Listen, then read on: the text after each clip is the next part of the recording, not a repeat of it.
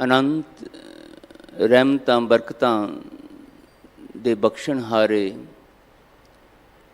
ਸਤਿਗੁਰੂ ਗੁਰੂ ਗ੍ਰੰਥ ਸਾਹਿਬ ਪਾਤਸ਼ਾਹ ਜੀ ਨੇ ਅੰਮ੍ਰਿਤ ਵੇਲੇ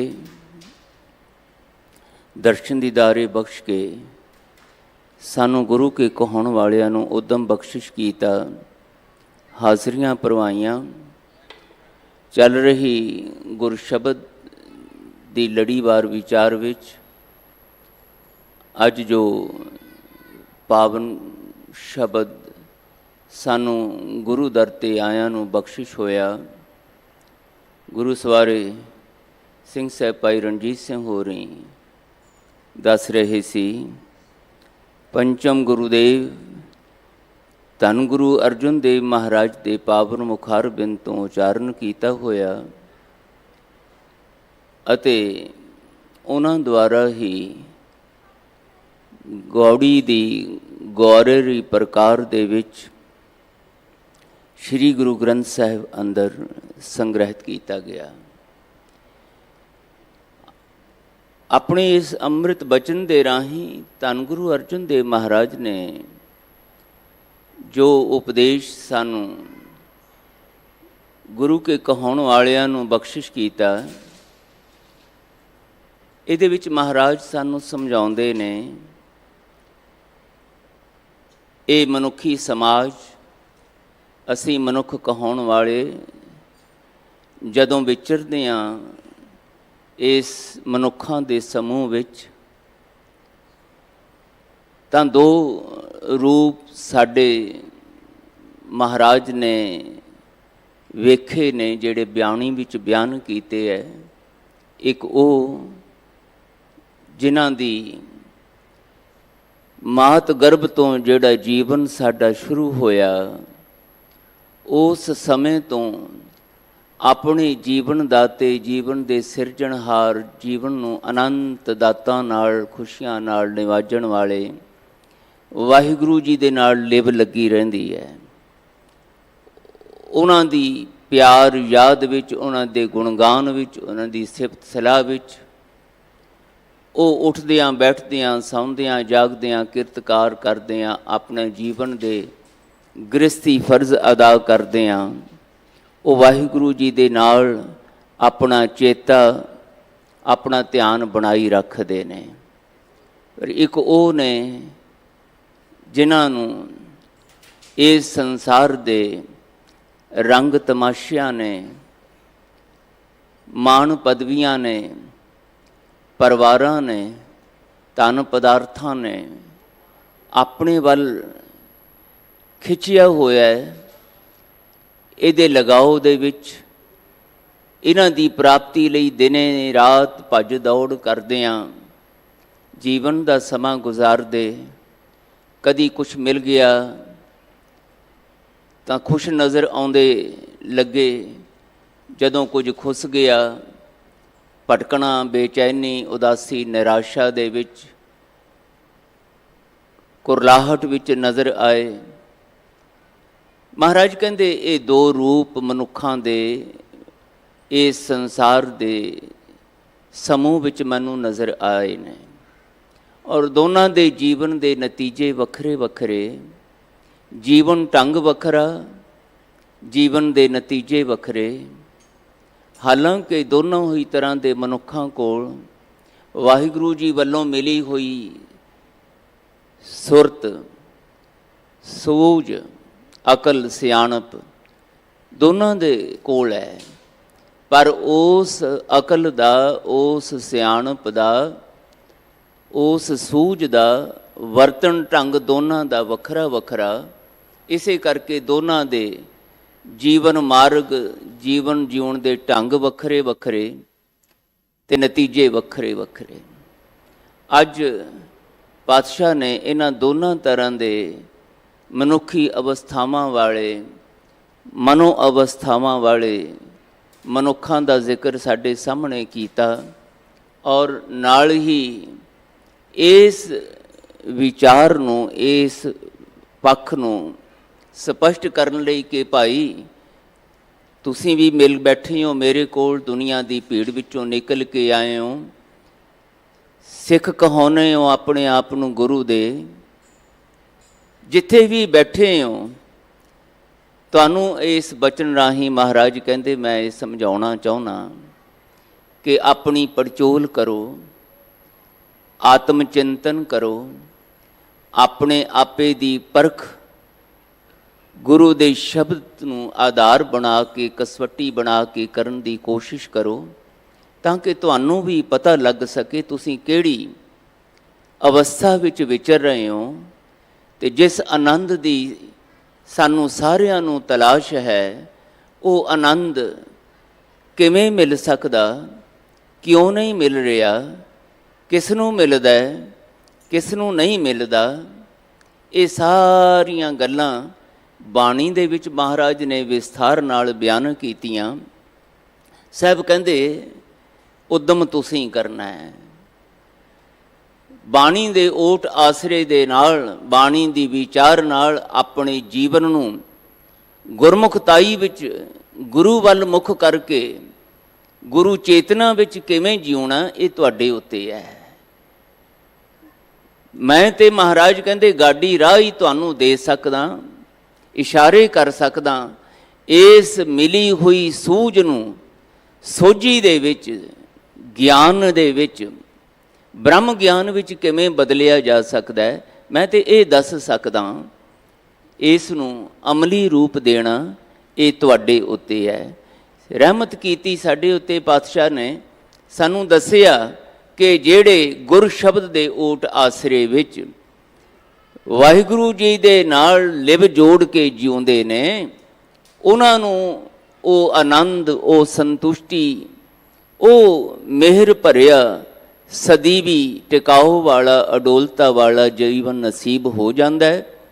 ਤੇ ਨਹੀਂ, ਸਾਹਿਬ ਕਹਿੰਦੇ ਇਸ ਸੰਸਾਰ ਦੇ ਹਰ ਮਨੁੱਖ ਨੂੰ ਮੈਂ ਦੇਖ ਰਿਹਾ ਬੇਚੈਨ, ਅਸ਼ਾਂਤ, ਚਿੰਤਾਤੁਰ ਨਜ਼ਰ ਆਉਂਦਾ, ਤੇ ਉਹਦੇ ਲਈ ਮਹਾਰਾਜ ਕਹਿੰਦੇ ਕੋਈ ਦੂਸਰਾ ਜ਼ਿੰਮੇਵਾਰ ਨਹੀਂ, ਬੰਦਾ ਆਪ ਜ਼ਿੰਮੇਵਾਰ ਹੈ। ਤੇ ਇਹ ਕਿਵੇਂ ਹੋ ਜਾਂਦਾ ਹੈ, ਇਹਦਾ ਜ਼ਿਕਰ ਮਹਾਰਾਜ ਅੱਜ ਕਰਦੇ ਹੈ।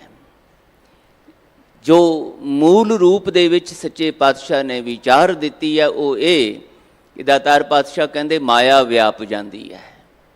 ਇਹ ਸੰਸਾਰ ਦੇ ਉਹ ਲੋਕ ਜਿਹੜੇ ਵਾਹਿਗੁਰੂ ਜੀ ਨਾਲ ਲਿਵ ਨਹੀਂ ਜੋੜ ਪਾਉਂਦੇ, ਜਿਨ੍ਹਾਂ ਦਾ ਧਿਆਨ ਵਾਹਿਗੁਰੂ ਜੀ ਦੀ ਸਿਫਤ ਸਲਾਹ ਵਿੱਚ ਨਹੀਂ ਲੱਗਦਾ, ਜਿਹੜੇ ਵਾਹਿਗੁਰੂ ਜੀ ਦਾ ਗੁਣਗਾਨ, ਵਾਹਿਗੁਰੂ ਜੀ ਦੇ ਪਿਆਰਿਆਂ ਨਾਲ ਮਿਲ ਬੈਠ ਕੇ ਕਰਨ ਦਾ ਉਦਮ ਉਪਰਾਲਾ ਨਹੀਂ ਕਰਦੇ, ਉਹਨਾਂ ਨੂੰ ਮਾਇਆ ਵਿਆਪ ਜਾਂਦੀ ਹੈ।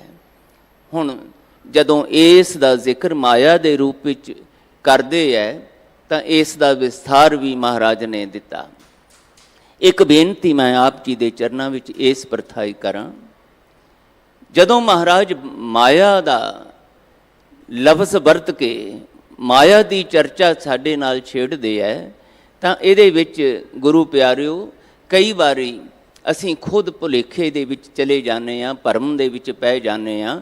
ਸਾਡੀ ਨਾ ਸਮਝੀ ਜਿਹੜੀ ਹੈ ਮਹਾਰਾਜ ਦੇ ਇਹਨਾਂ ਗੋਹਜ ਬਚਨਾਂ ਨੂੰ, ਗੋਹਜ ਰਮਜ਼ਾਂ ਨੂੰ ਸਮਝ ਨਹੀਂ ਪਾਉਂਦੀ।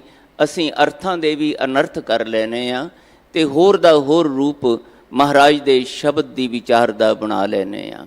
ਯਾਦ ਰੱਖੀਏ, ਪਾਤਸ਼ਾਹ ਜੀ ਨੇ ਜਦੋਂ ਮਾਇਆ ਦੀ ਗੱਲ ਕੀਤੀ ਹੈ ਤੇ ਮਾਇਆ ਦਾ ਅਰਥ ਕੇਵਲ ਧਨ ਦੌਲਤ, ਰੁਪਈਆ, ਟਕਾ, ਪੈਸਾ, ਇਹ ਜਿਸ ਨੂੰ ਅਸੀਂ ਧਨ ਆਖਦੇ ਹਾਂ ਦੁਨਿਆਵੀ ਸ਼ਬਦਾਂ ਦੇ ਵਿੱਚ, ਇਸ ਨੂੰ ਹੀ ਮਹਾਰਾਜ ਨੇ ਇਕੱਲਾ ਮਾਇਆ ਨਹੀਂ ਆਖਿਆ। ਇਹ ਮਾਇਆ ਦਾ ਇੱਕ ਹਿੱਸਾ ਤਾਂ ਹੋ ਸਕਦਾ ਹੈ, ਪਰ ਇਹ ਜਿਹੜੀ ਗੱਲ ਮਹਾਰਾਜ ਕਹਿੰਦੇ ਕਿ ਇਹ ਮਾਇਆਧਾਰੀ ਹੈ, ਇਹਨੂੰ ਮਾਇਆ ਵਿਆਪ ਗਈ ਹੈ, ਮਾਇਆ ਇਸ ਤਰ੍ਹਾਂ ਆਪਣਾ ਜ਼ੋਰ ਪਾਉਂਦੀ ਹੈ, ਮਾਇਆ ਇਸ ਤਰੀਕੇ ਨਾਲ ਬੰਦੇ ਨੂੰ ਭਟਕਾ ਕੇ ਬੇਚੈਨੀ, ਅਸ਼ਾਂਤੀ ਵੱਲ ਲੈ ਜਾਂਦੀ ਹੈ, ਤਾਂ ਇੱਥੇ ਮਾਇਆ ਦੇ ਬੜੇ ਵਿਸਥਾਰਤ ਅਰਥ ਨੇ। ਦਾਤਾਰ ਪਾਤਸ਼ਾਹ ਨੇ ਆਪਣੇ ਚਰਨਾਂ ਦੇ ਨਾਲ ਸਮਾਂ ਗੁਜ਼ਰਾਉਂਦਿਆਂ, ਵਿਦਿਆ ਦਾਤਿਆਂ ਦੇ ਨਾਲ ਬੈਠਦਿਆਂ, ਗੁਰਮੁਖ ਪਿਆਰੀਆਂ ਰੂਹਾਂ ਨਾਲ ਵਿਚਰਦਿਆਂ, ਵਿਦਿਆਰਥੀਆਂ ਨੂੰ ਪੜ੍ਹਾਉਂਦਿਆਂ, ਗੁਰੂ ਗ੍ਰੰਥ ਸਾਹਿਬ ਪਾਤਸ਼ਾਹ ਜੀ ਦਾ ਪਠਨ ਪਾਠਨ ਕਰਦਿਆਂ ਕਰਾਉਂਦਿਆਂ ਇਸ ਪਾਸੇ ਵੱਲ ਧਿਆਨ ਦਿਵਾਇਆ कि गुरु ग्रंथ साहिब विच साडियां ही बहुत सारियां ਜਿਹੜੀਆਂ ਮਨ ਦੇ ਵਿੱਚ ਉੱਠਦੇ ਨੇ, ਸ਼ੰਕੇ ਉੱਠਦੇ ਹੈ, ਪ੍ਰਸ਼ਨ ਉੱਠਦੇ ਹੈ, ਉਹਨਾਂ ਪ੍ਰਸ਼ਨਾਂ ਨੂੰ ਸਪਸ਼ਟ ਕਰਨ ਵਾਸਤੇ ਆਪ ਹੀ ਪ੍ਰਸ਼ਨ ਉਠਾਏ ਤੇ ਉਹਨਾਂ ਦੇ ਉੱਤਰ ਵੀ ਮਹਾਰਾਜ ਨੇ ਬਾਣੀ ਦੇ ਵਿੱਚ ਦਿੱਤੇ। ਪਿਛਲੇ ਸਾਲਾਂ ਦੇ ਵਿੱਚ ਗੁਰਬਾਣੀ ਵਿੱਚ ਆਏ ਹੋਏ ਵੱਖਰੇ ਵੱਖਰੇ ਪੱਖਾਂ ਨੂੰ, ਜੀਵਨ ਦੇ ਵੱਖਰੇ ਵੱਖਰੇ ਖਿਆਲਾਂ ਨੂੰ ਮਹਾਰਾਜ ਨੇ ਜਿਹੜਾ ਪ੍ਰਸ਼ਨਾਂ ਦੇ ਰੂਪ ਵਿੱਚ ਬਿਆਨ ਕੀਤਾ, ਗੁਰਬਾਣੀ ਅੰਦਰ ਉਹਨਾਂ ਨੂੰ ਇਕੱਤਰ ਕਰਕੇ ਫਿਰ ਉਹਨਾਂ ਦੇ ਜਿਹੜੇ ਮਹਾਰਾਜ ਨੇ ਉੱਤਰ ਦਿੱਤੇ, ਉਹਨਾਂ ਨੂੰ ਵਿਆਖਿਆ ਰੂਪ ਵਿੱਚ ਗੁਰੂਦੇਵ ਨੇ ਸੇਵਾ ਲਈ ਤੇ ਪੁਸਤਕ ਰੂਪ ਵਿੱਚ ਉਹ ਛਾਪੇ। ਉਹਦੇ ਵਿੱਚ ਹੀ ਜਦੋਂ ਮਾਇਆ ਦੀ ਗੱਲ ਗੁਰੂਦੇਵ ਕਰਦੇ ਨੇ ਤਾਂ ਤਕਰੀਬਨ 22 ਪ੍ਰਸ਼ਨ ਨੇ ਜਿਹੜੇ ਮਾਇਆ ਦੇ ਸੰਬੰਧ ਵਿੱਚ ਗੁਰੂਦੇਵ ਨੇ ਬਾਣੀ ਵਿੱਚ ਉਠਾਏ ਨੇ। ਤੇ ਇਹਨਾਂ 22 ਕੁ ਪ੍ਰਸ਼ਨਾਂ ਨੂੰ ਜਦੋਂ ਵਿਸ਼ੇਗਤ ਕਰਦੇ ਹਾਂ, ਅਸੀਂ ਵੱਖਰੇ ਵੱਖਰੇ ਪੱਖਾਂ ਤੋਂ ਵੰਡ ਕਰਦੇ ਹਾਂ ਤੇ ਇਹਨਾਂ ਦੇ 4-5 ਰੂਪ ਸਾਹਮਣੇ ਆਉਂਦੇ ਨੇ। ਮਾਇਆ ਕੀ ਹੈ? ਮਾਇਆ ਦੀ ਪਰਿਭਾਸ਼ਾ ਕੀ ਹੈ? ਮਾਇਆ ਕਿਸ ਨੂੰ ਆਖਿਆ ਜਾਂਦਾ? ਇਹ ਪ੍ਰਸ਼ਨ ਮਹਾਰਾਜ ਨੇ ਉਠਾਇਆ। ਫਿਰ ਇਹ ਮਾਇਆ ਪੈਦਾ ਕਿਹਨੇ ਕੀਤੀ ਹੈ? ਕਿੱਥੋਂ ਇਹ ਮਾਇਆ ਆਈ? ਇਸ ਮਾਇਆ ਦਾ ਰੂਪ ਕੀ ਹੈ? ਇਹ ਮਾਇਆ ਜਦੋਂ ਸੰਸਾਰ ਦੇ ਲੋਕਾਂ ਨੂੰ ਵਿਆਪਦੀ ਹੈ, ਕਿੱਦਾਂ ਵਿਆਪ ਜਾਂਦੀ ਹੈ? ਤੇ ਜਿਹਨੂੰ ਵਿਆਪ ਜਾਂਦੀ ਹੈ, ਜਿਹਦੇ ਤੇ ਇਹਦਾ ਪ੍ਰਭਾਵ ਪੈ ਜਾਂਦਾ ਹੈ, ਉਹਦੇ ਲੱਛਣ ਕੀ ਨੇ, ਉਹਦੀਆਂ ਨਿਸ਼ਾਨੀਆਂ ਕੀ ਨੇ, ਕਿਸ ਤਰ੍ਹਾਂ ਦਾ ਜੀਵਨ ਹੋ ਜਾਂਦਾ ਹੈ ਉਸ ਦਾ, ਇਹਦਾ ਜ਼ਿਕਰ ਕੀਤਾ ਪਾਤਸ਼ਾਹ ਜੀ ਨੇ। ਫਿਰ ਜਿਹਦੇ ਉੱਤੇ ਇਹ ਮਾਇਆ ਵਿਆਪ ਜਾਵੇ, ਉਹਦਾ ਜੀਵਨ ਢੰਗ ਕਿੱਦਾਂ ਦਾ ਹੋ ਜਾਂਦਾ ਹੈ, ਉਹਦੇ ਜੀਵਨ ਵਿੱਚ ਨਤੀਜੇ ਕਿੱਦਾਂ ਦੇ ਨਿਕਲ ਆਉਂਦੇ ਨੇ, ਇਹਦਾ ਜ਼ਿਕਰ ਕੀਤਾ। ਫਿਰ ਇਹ ਜਿਹੜੀ ਮਾਇਆ ਜਦੋਂ ਕਿਸੇ ਨੂੰ ਆਪਣੇ ਪ੍ਰਭਾਵ ਵਿੱਚ ਲੈ ਲੈਂਦੀ ਹੈ ਤੇ ਉਹਨੂੰ ਬੇਚੈਨ, ਅਸ਼ਾਂਤ, ਡਰ, ਚਿੰਤਾ ਵਿੱਚ ਪਾ ਦਿੰਦੀ ਹੈ, ਉਦਾਸੀ, ਨਿਰਾਸ਼ਾ ਵਿੱਚ ਚਲੇ ਜਾਂਦੇ ਹੈ ਬੰਦੇ, ਤਾਂ ਉਸ ਉਦਾਸੀ, ਚਿੰਤਾ, ਨਿਰਾਸ਼ਾ ਤੋਂ ਛੁਟਕਾਰਾ ਕਿਵੇਂ ਮਿਲਦਾ ਹੈ, ਕਿਸ ਨੂੰ ਮਿਲਦਾ ਹੈ, ਕਿੱਥੋਂ ਮਿਲਦਾ ਹੈ, ਇਹਦਾ ਵੀ ਜ਼ਿਕਰ ਕੀਤਾ।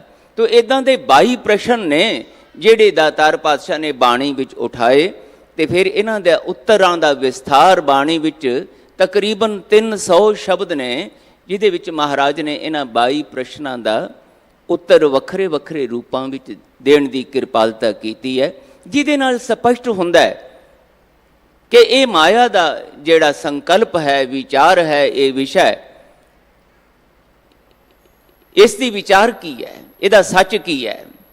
ਤਾਂ ਮੈਂ ਬੇਨਤੀ ਕਰ ਰਿਹਾ ਸੀ ਕਿ ਜਦੋਂ ਅਸੀਂ ਗੁਰਬਾਣੀ ਦੀ ਰੋਸ਼ਨੀ ਵਿੱਚ ਮਾਇਆ ਦੇ ਇਸ ਵਿਚਾਰ ਨੂੰ, ਖਿਆਲ ਨੂੰ ਵਿਚਾਰਦੇ ਹਾਂ ਤਾਂ ਗੁਰੂ ਸਾਹਿਬ ਨੇ ਧਨ ਦੌਲਤ ਨੂੰ ਹੀ ਮਾਇਆ ਨਹੀਂ ਆਖਿਆ, ਬਲਕਿ ਮਾਇਆ ਤੇ ਇੱਕ ਮਨੋ ਅਵਸਥਾ ਹੈ ਜਿਹੜੀ ਇਸ ਸੰਸਾਰ ਦੇ ਵਿੱਚ ਆਪਣੇ ਆਪ ਨਾਲ ਵਿਚਰਦੇ ਹਾਂ, ਸੰਸਾਰ ਦੇ ਨਾਲ ਵਿਚਰਦੇ ਹਾਂ, ਇਸ ਸੰਸਾਰ ਦੇ ਧਨ ਪਦਾਰਥਾਂ ਦੇ ਨਾਲ ਸੰਪਰਕ ਬਣਾਉਂਦੇ ਹਾਂ, ਸਾਡੇ ਮਨ ਦੇ ਉੱਤੇ ਬਣ ਜਾਂਦੀ ਹੈ, ਸਾਡੀ ਮਨ ਦੀ ਅਵਸਥਾ ਬਣ ਜਾਂਦੀ ਹੈ ਤੇ ਉਸ ਮਨ ਦੀ ਅਵਸਥਾ ਦੇ ਅਧੀਨ ਸਾਡੀ ਮਤ ਕੰਮ ਕਰਦੀ ਹੈ, ਅਕਲ ਕੰਮ ਕਰਦੀ ਹੈ ਤੇ ਉਹਦੇ ਵਿੱਚੋਂ ਫਿਰ ਸਾਡੇ ਵਿਚਾਰ ਬਣਦੇ ਹੈ, ਸਾਡੀਆਂ ਆਦਤਾਂ ਬਣਦੀਆਂ ਨੇ, ਸਾਡਾ ਸੁਭਾਅ ਬਣਦਾ ਹੈ, ਉਹਦੇ ਵਿੱਚੋਂ ਸਾਡੇ ਕਰਮ ਨਿਕਲਦੇ ਨੇ ਤੇ ਕਰਮਾਂ ਵਿੱਚੋਂ ਫਿਰ ਨਤੀਜੇ ਨਿਕਲਦੇ ਨੇ, ਮਾੜੇ ਜਾਂ ਚੰਗੇ।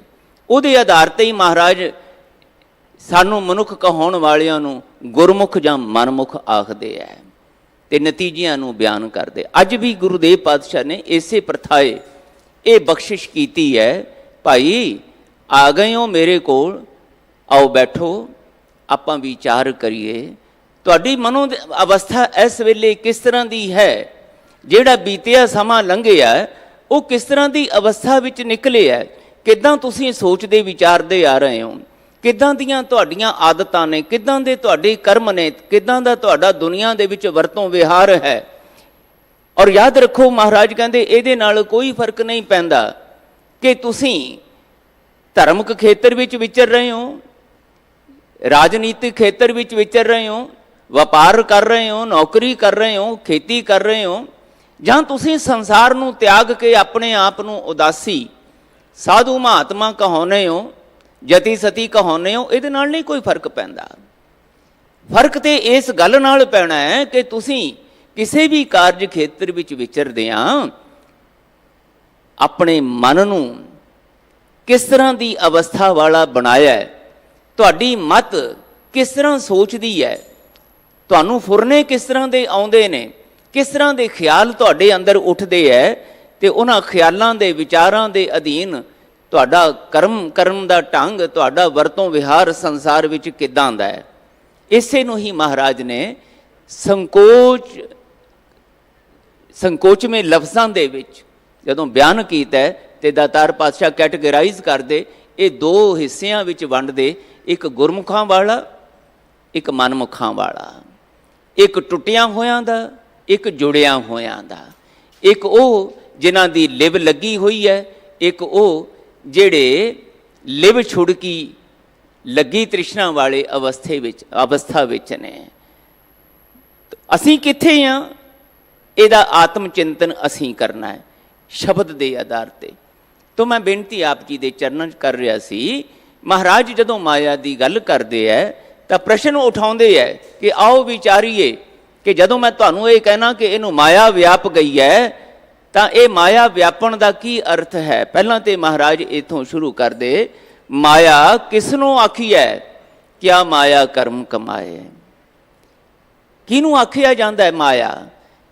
ਇਹ ਮਾਇਆ ਦੀ ਪਰਿਭਾਸ਼ਾ ਕੀ ਹੈ? ਮਹਾਰਾਜ ਕਹਿੰਦੇ, ਮੇਰੇ ਵਿਚਾਰ ਅਨੁਸਾਰ ਜਦੋਂ ਕੋਈ ਵੀ ਮਨੁੱਖ ਆਪਣੀ ਮੈਂ ਦੇ ਅਧੀਨ ਇਸ ਮੈਂ ਦਾ ਵਿਸਥਾਰ ਕਰਦਿਆਂ ਮੇਰਾ ਮੇਰਾ ਮੇਰਾ ਮੇਰਾ ਦੇ ਵਿੱਚ ਆਉਂਦਾ ਹੈ, ਇਹ ਮੇਰਾ ਸਰੀਰ, ਇਹ ਮੇਰੀ ਅਕਲ, ਇਹ ਮੇਰਾ ਘਰ ਪਰਿਵਾਰ, ਇਹ ਮੇਰੇ ਧੀਆਂ ਪੁੱਤਰ, ਇਹ ਮੇਰੇ ਧਨ ਪਦਾਰਥ, ਇਹ ਮੇਰੀ ਮਹਿਲ ਮਾੜੀਆਂ, ਇਹ ਮੇਰੀਆਂ ਪਦਵੀਆਂ,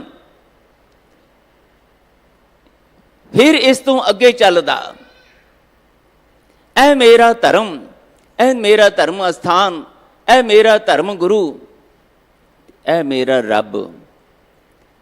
ਇਹ ਕਰਦਿਆਂ ਫਿਰ ਮਹਾਰਾਜ ਕਹਿੰਦੇ ਜਦੋਂ ਇਹ ਨਾਲ ਜੁੜਦਾ ਹੈ ਨਾ, ਇਹ ਮੇਰਾ ਤੇ ਇਹ ਤੇਰਾ, ਤੇ ਮੇਰਾ 1 ਨੰਬਰ ਤੇ ਤੇਰਾ 2 ਨੰਬਰ ਤੇ।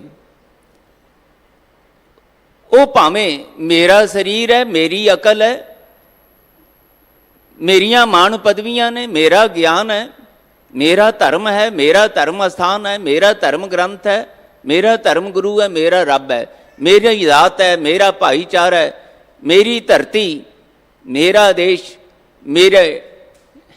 ਇਹ ਮੇਰੇ ਦਾ ਵਿਸਥਾਰ ਮਹਾਰਾਜ ਕਹਿੰਦੇ ਜਦੋਂ ਚੱਲਦਾ ਹੈ ਨਾ, ਤੇ ਫਿਰ ਇਹ ਮੇਰਾ ਤੇ ਇਹ ਤੇਰਾ।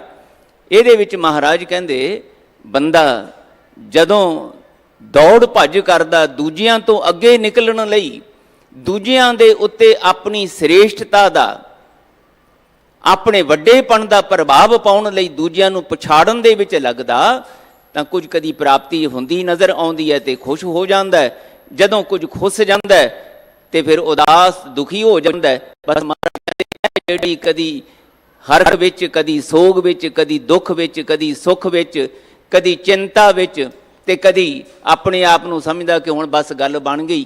ਮਹਾਰਾਜ ਕਹਿੰਦੇ ਇਹ ਬਾਰ-ਬਾਰ ਜਦੋਂ ਇਸ ਤਰ੍ਹਾਂ ਦੀ ਡਾਵਾਂ ਡੋਲਤਾ ਦੇ ਵਿੱਚ ਬੰਦਾ ਵਿਚਰਦਾ ਹੈ ਨਾ, ਇਹੋ ਹੀ ਮਾਇਆ ਹੈ, ਇਹੋ ਹੀ ਮਾਇਆਵੀ ਬਿਰਤੀ ਹੈ। ਇਸ ਮਾਇਆਵੀ ਬਿਰਤੀ ਦਾ ਜ਼ਿਕਰ ਗੁਰੂ ਅਮਰਦਾਸ ਸਾਹਿਬ ਕਰਦੇ ਬਚਨ ਕਰ ਰਹੇ ਨੇ, ਮਾਇਆ ਕਿਸ ਨੂੰ ਆਖੀ ਹੈ, ਕਿਆ ਮਾਇਆ ਕਰਮ ਕਮਾਏ। ਮਾਇਆ ਕਿਹਨੂੰ ਆਖਿਆ ਜਾਂਦਾ ਹੈ? ਇਹ ਮਾਇਆ ਕੀ ਕਰਮ ਕਰਦੀ ਹੈ, ਕਿਵੇਂ ਬੰਦਿਆਂ ਦੇ ਜੀਵਨ ਦੇ ਵਿੱਚ ਉਹਨਾਂ ਨੂੰ ਆਪਣੇ ਪ੍ਰਭਾਵ ਥੱਲੇ ਲੈ ਕੇ ਉਹਨਾਂ ਨੂੰ ਉਸ ਪਾਸੇ ਵੱਲ ਤੋਰ ਦਿੰਦੀ ਹੈ ਜਿੱਥੇ ਉਹਨਾਂ ਨੂੰ ਆਪਣੇ ਯੋਗ ਅਯੋਗ ਦਾ, ਬੁਰੇ ਭਲੇ ਦਾ ਨਿਰਣਾ ਕਰਨ ਦੀ ਸਮਰੱਥਾ ਨਹੀਂ ਰਹਿੰਦੀ। ਭੁੱਲ ਜਾਂਦਾ ਹੈ ਉਹ ਕਿ ਮੇਰੇ ਜੀਵਨ ਦਾ ਮਕਸਦ ਕੀ ਹੈ, ਮੈਂ ਜੋ ਆਨੰਦ ਦੀ ਸੁੱਖ ਦੀ ਤਲਾਸ਼ ਵਿੱਚ ਹਾਂ ਉਹ ਮਿਲ ਰਿਹਾ ਕਿ ਨਹੀਂ ਮਿਲ ਰਿਹਾ। ਮੈਂ ਜੋ ਕੁਝ ਖੱਟਿਆ ਕਮਾਇਆ, ਭਾਵੇਂ ਉਹ ਧਨ ਪਦਾਰਥਾਂ ਦੇ ਰੂਪ ਵਿੱਚ, ਭਾਵੇਂ ਸੁਖ ਸਾਧਨਾਂ ਦੇ ਰੂਪ ਵਿੱਚ, ਭਾਵੇਂ ਧੀਆਂ ਪੁੱਤਰਾਂ ਦੇ ਰੂਪ ਵਿੱਚ, ਭਾਵੇਂ ਮਾਣ ਪਦਵੀਆਂ ਦੇ ਰੂਪ ਵਿੱਚ, ਉਹਦੇ ਵਿੱਚੋਂ ਮੈਨੂੰ ਆਨੰਦ ਮਿਲ ਰਿਹਾ ਕਿ ਨਹੀਂ ਮਿਲ ਰਿਹਾ, ਸੰਤੁਸ਼ਟੀ ਹੈ ਕਿ ਨਹੀਂ ਜੀਵਨ ਦੇ ਵਿੱਚ। ਸ਼ਿਕਵੇ ਹੀ ਸ਼ਿਕਵੇ ਨੇ ਕਿ ਸ਼ੁਕਰਾਨਾ ਵੀ ਕਿਤੇ ਆਇਆ। ਮਹਾਰਾਜ ਕਹਿੰਦੇ ਇਹ ਆਧਾਰ ਹੈ।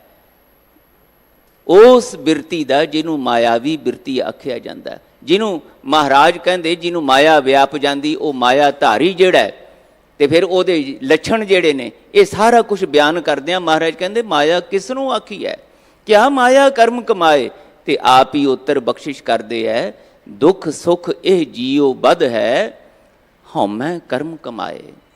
जदों बंदा अपनी हौमै विच मैं दे विच बज्झा होया, ऐ मेरा है ते ऐ तेरा है, ਇਹਦੇ ਅਧੀਨ ਸੋਚਦਾ ਵਿਚਾਰਦਾ कर्म करता है, तो फिर वो कर्म करते हैं कुछ जो थोड़ा बहुत प्राप्त हो जाता है, कहता बड़ा आनंद मिलिया, बड़ा सुख मिलिया, दुनिया नूं फिर अपने सुख का प्रगटावा करने वास्ते कि देखो मैं इन्ना सुखी, मेरे कोल इन्ना कुछ, मेरे कोल इन्ना कुछ, वो महाराज कहते हंकार का प्रगटावा करता है, ये माया है।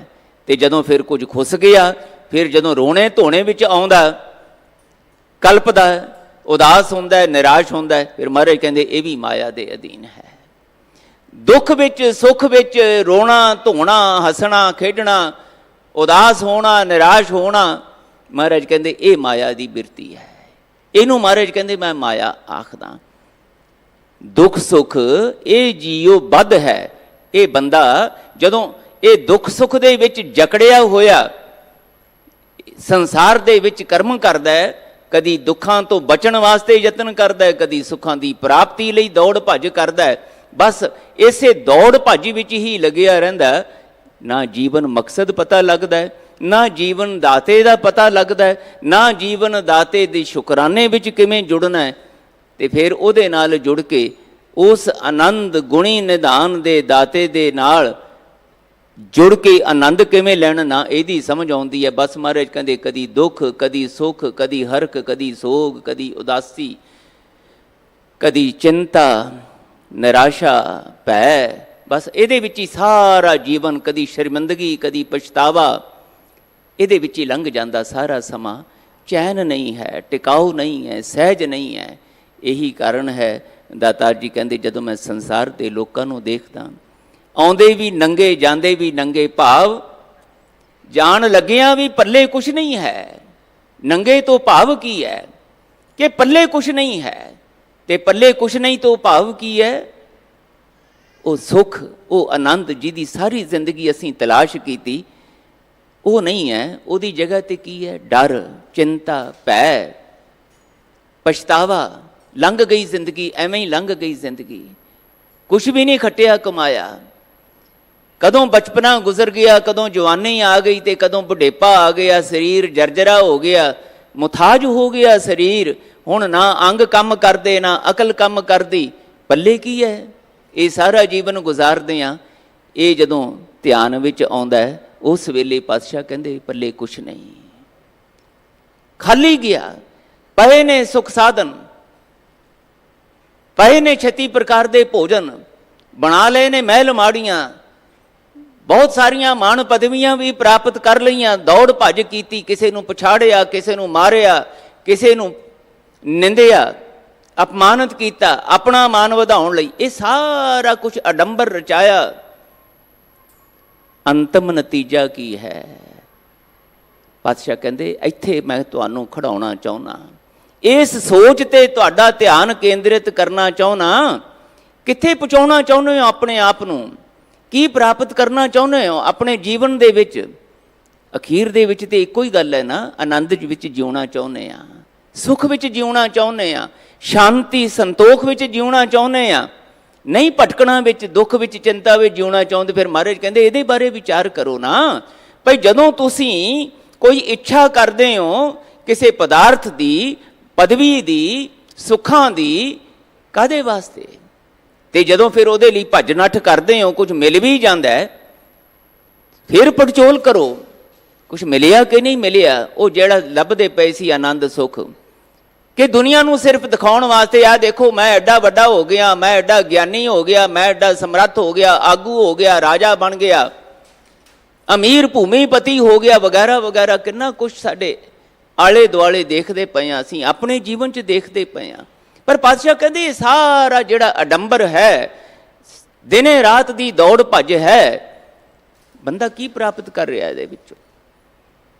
ਦਾਤਾਰ ਜੀ ਕਹਿੰਦੇ ਮੈਂ ਤੇ ਇਹ ਵੀ ਦੇਖਦਾ ਜਿਹੜੇ ਇਸ ਸੰਸਾਰ ਦੇ ਲੋਕਾਂ ਨੂੰ ਦੁਖੀ ਦੇਖ ਕੇ, ਚਿੰਤਾਤੁਰ ਦੇਖ ਕੇ, ਇਸ ਸੰਸਾਰ ਨੂੰ ਦੁੱਖਾਂ ਦਾ ਘਰ ਕਹਿ ਕੇ, ਮਿਥਿਆ ਕਹਿ ਕੇ, ਕੂੜ ਕਹਿ ਕੇ ਇਹਨੂੰ ਛੱਡਦੇ ਨੇ, ਆਪਣੇ ਆਪ ਨੂੰ ਤਿਆਗੀ ਉਦਾਸੀ ਕਹਾਉਂਦੇ ਨੇ, ਸਾਧੂ ਮਹਾਤਮਾ ਕਹਾਉਂਦੇ ਨੇ। ਮਹਾਰਾਜ ਕਹਿੰਦੇ ਮੈਂ ਤੇ ਉਹਨਾਂ ਦਾ ਜੀਵਨ ਵੀ ਦੇਖਦਾ, ਉੱਥੇ ਵੀ ਇਹੋ ਹੀ ਬਿਰਤੀਆਂ ਨੇ। ਉਹਨਾਂ ਕੋਲ ਭਾਵੇਂ ਦੁਨੀਆ ਦੀਆਂ ਮਾਣ ਪਦਵੀਆਂ ਹੈ ਕਿ ਨਹੀਂ ਹਨ, ਭਾਵੇਂ ਉਹਨਾਂ ਦੇ ਪਰਿਵਾਰ ਹੈ ਕਿ ਨਹੀਂ ਹਨ, ਭਾਵੇਂ ਉਹਨਾਂ ਦੇ ਕੋਲ ਸੰਸਾਰਕ ਸੁੱਖ ਹੈ ਕਿ ਨਹੀਂ, ਛੱਡ ਗਏ, ਜੰਗਲਾਂ 'ਚ ਬਹਿ ਗਏ, ਗੁਫਾਵਾਂ 'ਚ ਬਹਿ ਗਏ, ਦਰਿਆਵਾਂ ਕੰਢੇ ਬਹਿ ਗਏ, ਤੀਰਥਾਂ 'ਤੇ ਬਹਿ ਗਏ, ਆਨੰਦ ਹੈ ਕਿ ਨਹੀਂ ਹੈ? ਮਹਾਰਾਜ ਕਹਿੰਦੇ ਮੈਂ ਤੇ ਦੇਖਦਾ ਉੱਥੇ ਵੀ ਹਉ ਹੀ ਚੱਲੀ ਜਾਂਦੀ ਹੈ, ਉੱਥੇ ਵੀ ਮੈਂ ਹੀ ਚੱਲੀ ਜਾਂਦੀ ਹੈ। ਕਿਸੇ ਨੇ ਤਪ ਸਾਧਨਾ ਕਰ ਲਈ, ਥੋੜ੍ਹੀਆਂ ਬਹੁਤ ਧਾਰਮਿਕ ਸ਼ਕਤੀਆਂ ਆ ਗਈਆਂ, ਰਿੱਧੀਆਂ ਸਿੱਧੀਆਂ ਆ ਗਈਆਂ, ਫਿਰ ਉਹੀ ਹਉ ਮੈਂ ਦੇ ਵਿੱਚ ਬੱਝੇ ਹੋਏ। ਜੇ ਕਿਸੇ ਨੇ ਪੂਜਾ ਮਾਨਤਾ ਕਰਤੀ, ਮੱਥੇ ਟੇਕਤੇ, ਕੋਈ ਚੜਾਤਾ, ਤੇ ਹੰਕਾਰ 'ਚ ਭਰ ਗਏ ਕਿ ਮੇਰੇ ਵਰਗਾ ਸਾਧੂ ਮਹਾਤਮਾ ਤਿਆਗੀ ਉਦਾਸੀ ਇਸ ਸੰਸਾਰ ਵਿੱਚ ਜਿਹਦੀ ਪੂਜਾ ਮਾਨਤਾ ਹੋ ਰਹੀ ਕੌਣ ਹੋ ਸਕਦਾ? ਤੇ ਜੇ ਕੋਈ ਸਾਹਮਣੇ ਟੱਕਰ ਗਿਆ ਆਪਣੇ ਤੋਂ ਅੱਗੇ ਪੂਜਾ ਮਾਨਤਾ ਵਾਲਾ, ਤੇ ਫਿਰ ਈਰਖਾ ਨਾਲ ਭਰ ਗਏ। ਕਿਸੇ ਨੇ ਪੂਜਾ ਮਾਨਤਾ ਕਰਤੀ ਤੇ ਉਸ ਨੂੰ ਵਰ ਵਾਲੀ ਬਿਰਤੀ ਕਰਤੀ, ਤੇ ਜਿਸ ਨੇ ਨਹੀਂ ਕੀਤੀ ਉਹਨੂੰ ਸਰਾਪ ਵਾਲੀ ਬਿਰਤੀ। ਮਹਾਰਾਜ ਕਹਿੰਦੇ ਇਹ ਹਉਮੈ ਦਾ ਮੈਂ ਇਹਨਾਂ ਲੋਕਾਂ ਵਿੱਚ ਵੀ ਦੇਖਦਾ ਪਸਾਰਾ। ਸੁੱਖ ਆਨੰਦ ਕਿੱਥੇ ਹੈ? ਟਿਕਾਊ ਕਿੱਥੇ ਹੈ? ਅਡੋਲਤਾ ਕਿੱਥੇ ਹੈ? ਸ਼ੁਕਰਾਨਾ ਕਿੱਥੇ ਹੈ? ਭਰੇ ਪਏ ਨੇ ਮਹਾਰਾਜ ਕਹਿੰਦੇ ਦੁਨੀਆ ਦੇ ਲੋਕ ਸ਼ਿਕਵਿਆਂ ਨਾਲ। ਇਹਦੇ ਵਿੱਚ ਮੇਰੇ ਕੋਲ ਚੱਲ ਕੇ ਆਉਣ ਵਾਲਿਆ, ਗੁਰੂ ਪਾਤਸ਼ਾਹ ਕਹਿੰਦੇ ਆਪਣੇ ਆਪ ਨੂੰ ਵਿਚਾਰਿਆ ਕਰ, ਬੈਠਿਆ ਕਰ ਆਪਣੇ ਆਪ ਨਾਲ, ਗੁਰੂ ਦੇ ਸ਼ਬਦ ਨੂੰ ਆਧਾਰ ਬਣਾ ਕੇ ਆਪਣੀ ਪੜਚੋਲ ਕਰ, ਆਪਣੇ ਮਨ ਦੀ, ਆਪਣੀ ਮਤ ਦੀ, ਆਪਣੀ ਮਨੋ ਅਵਸਥਾ ਦੀ, ਆਪਣੇ ਵਿਚਾਰਾਂ ਦੀ, ਆਪਣੇ ਕਰਮਾਂ ਦੀ, ਆਪਣੇ ਸੁਭਾਅ ਦੀ।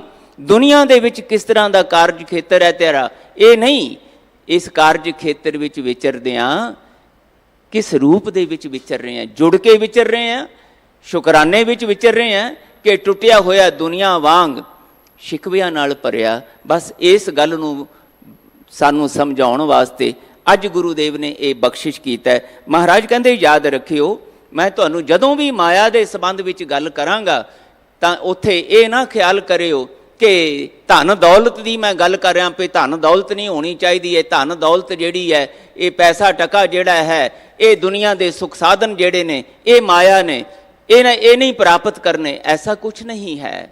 ਯਾਦ ਰੱਖੀਏ ਇਸ ਗੱਲ ਨੂੰ ਕਿ ਗੁਰੂ ਦੇਵ ਨੇ ਸਾਨੂੰ ਬਾਣੀ ਦੇ ਵਿੱਚ ਬਾਰ-ਬਾਰ ਇਸ ਗੱਲ ਦੀ ਪ੍ਰੇਰਨਾ ਦਿੱਤੀ ਹੈ ਕਿ ਤੁਸੀਂ ਹੱਥ ਅੱਡਣ ਵਾਲੇ ਨਹੀਂ। ਦੁਨੀਆ ਸਾਹਮਣੇ ਮੈਂ ਤੁਹਾਨੂੰ ਹੱਥ ਅੱਡਣ ਵਾਲਿਆਂ ਦੇ ਵਿੱਚ, ਮੰਗਣ ਵਾਲਿਆਂ ਦੇ ਵਿੱਚ ਨਹੀਂ ਖੜਾਉਣਾ ਚਾਹੁੰਦਾ।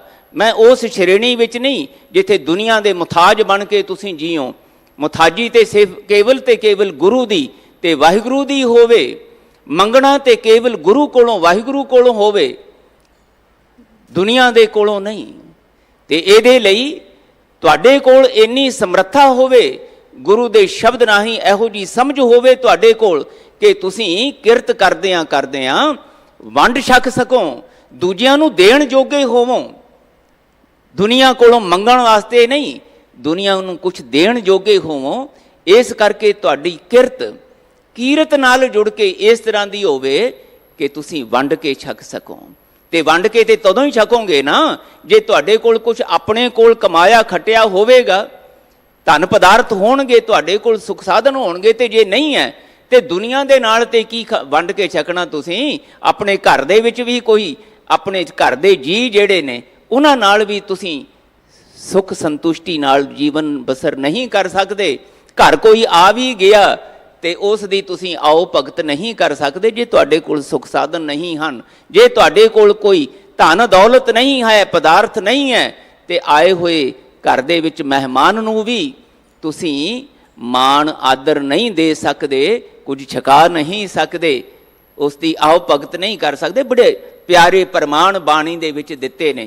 ਔਰ ਇਸੇ ਕਰਕੇ ਸੱਚੇ ਪਾਤਸ਼ਾਹ ਨੇ ਮਾਇਆ ਦੀ ਗੱਲ ਕਰਦਿਆਂ ਜਦੋਂ ਧਨ ਦੌਲਤ ਦੀ ਗੱਲ ਕੀਤੀ ਹੈ, ਸੱਚੇ ਪਾਤਸ਼ਾਹ ਕਹਿੰਦੇ ਇਹ ਬਹੁਤ ਕੀਮਤੀ ਚੀਜ਼ ਹੈ। ਇਹ ਧਿਆਨ ਦੇਣਾ ਗੁਰੂ ਪਿਆਰਿਓ, ਕਿੱਥੇ ਖੜਾਉਣਾ ਚਾਹੁੰਦੇ ਆ ਸਤਿਗੁਰੂ ਸਾਨੂੰ? ਮਹਾਰਾਜ ਕਹਿੰਦੇ ਬਹੁਤ ਕੀਮਤੀ ਚੀਜ਼ ਹੈ, ਇਹ ਬੜੀ ਪਵਿੱਤਰ ਚੀਜ਼ ਹੈ ਧਨ ਦੌਲਤ। ਇਹ ਸੁਖ ਸਾਧਨ ਬਹੁਤ ਮਹੱਤਵਪੂਰਨ ਨੇ ਜੀਵਨ ਦੇ ਵਿੱਚ। ਭਗਤ ਕਬੀਰ ਜੀ ਨੇ ਇੱਕ बहुत प्यारा बचन इस प्रथाए बाणी च कीता है।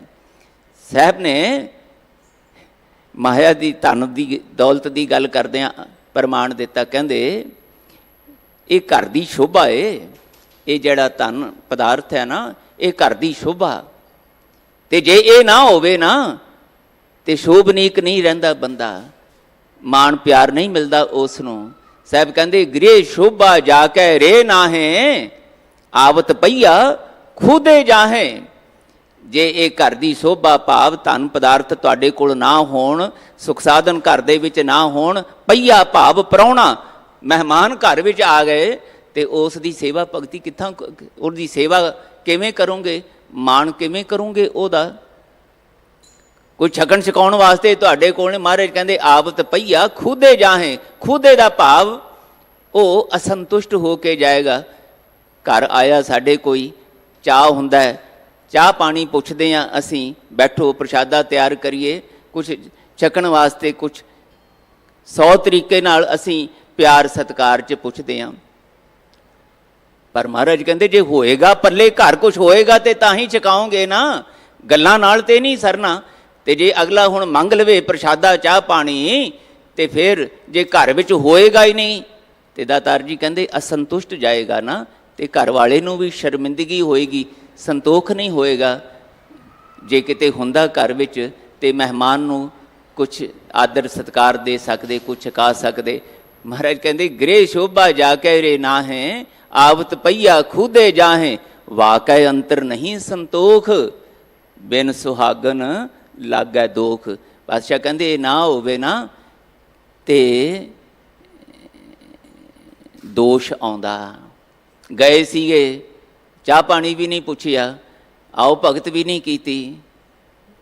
बादशाह कहंदे धन सुहागन महापवीत, ये तो बड़ी पवित्र चीज़ है, सुहागन है, ये होना चाहिए। गुरु के सिखा तू रुलिया खोलिया जीवन नहीं जीवना, किरत करदियां करदियां अपने आप नूं संसारक पक्ष तो, धन पदार्थां दे पक्ष तो, सुख साधना दे पक्ष तो इन्ना क समर्थ बनाउणा है कि दूजियां नाल वंड सकें, अपने गृहस्थ दे फर्ज भी अदा कर सकें, गुरसिखां दी भी, धर्म अस्थानां दी भी, धार्मिक कारजां दे विच भी लोड़ अनुसार तू हिस्सा पा के सेवा निभा सकें। भाई साहब रोज़ बेनतियां करते हैं, ए सेवा चल रही है, ए सेवा चल रही है, इत्थे लोड़वंदां दी सहायता है, भाई सारे हिस्सा पाओ। हुण हिस्सा तो गुरसिख तां ही पाउणगे ना जे अपने पल्ले पहलां कुछ होएगा तां, जे है ही नहीं कोल ते पाउणा की है ऐसा। ये कीरतपुर साहब सानू वाहिगुरू करतारपुर साहब यही सच्चे पातशाह ने जाच सिखाई सी। जदों करतारपुर वसाया सी धन गुरु नानक साहब ने जगत जलंदे नूं गुरु नाल वाहिगुरू नाल जोड़दियां आनंद दा भागी बनाउण दा संदेश दिंदियां संसारक सफ़र दे अखीरले सालां विच जदों दातार पातशाह ने करतारपुर वसाया ते उत्थे कीता कि महाराज कहंदे आवाज़ां मारियां, जेड़े जेड़े भी जिस तरह की किरत करना जानते है, जेड़े जेड़े कारज विच मुहारत है, आओ इत्थे सारे आपां वाहिगुरू जी दा नगर वसाईए, वाहिगुरू जी नाल जुड़न वालियां दा नगर वसाईए। पर इत्थे वाहिगुरू जी नाल जुड़न वास्ते जिन्हां ने आउणा है वो ख्याल रखियो, मैं इत्थे वेले नहीं किसी नूं बैठण देना, ना मैं आप वेला बहना, ना मैं किसी नूं बैठण देना। इत्थे मैं भी किरत करांगा ते तुसीं भी किरत करनी है। अमृत वेले तो आपां पहलां कीरत करांगे, शुकराने विच जुड़ांगे, वाहिगुरू जी की सिफत सलाह विच जुड़ांगे, फिर दिन वेले किरत करांगे। ते महाराज ने 60 साल की संसारक शरीरक उम्र दे विच जदों करतारपुर वसाया तां आप हल वाया, उत्थे आप खेती कीती, ते जेड़े जेड़े भी कारज दे खेतर दे कोई माहर बंदे सी उन्हां नूं बुला के करतारपुर दे विच रौनकां बनाईयां।